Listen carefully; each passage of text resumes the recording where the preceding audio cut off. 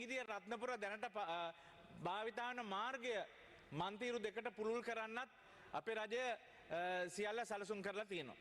ඊට අමතරව දශක 5කට වැඩිය නවතලා තිබිච්ච අත්තරලා තිබිච්ච හීනයක් බවට පත් කරපු රත්නපුර දිස්ත්‍රික්කයේ ජනතාවට දුම්රිය මාර්ගය කැලණිවැලි දුම්රිය මාර්ගය ඉදි කරන්න මූලික කටයුතු සඳහා අපේ ප්‍රථම අයවැයෙන් 2025 අයවැයෙන් මිලියන 250ක් වෙන් කරා ඒ අවශ්‍ය කටයුතු සිදු කරමින් ඉන්නවා. මේ වෙනකොට මිනුම් කටයුතු අවසන් කරලා තියෙනවා.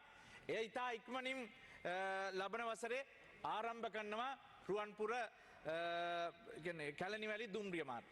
ඒ විතරක් නෙමෙයි ගරු නියෝජ්‍ය කතානායකතුමනි, දැනට 122 හයි ලෙවල් මාර්ගය කියලා හඳුන්වන 122 මාර්ගය මන්තිරු 4කින් පෝලෙවල් මන්තිරු 4කින් රත්නපුරේ දක්වා සංවර්ධනය කරන්න අවශ්‍ය කටයුතු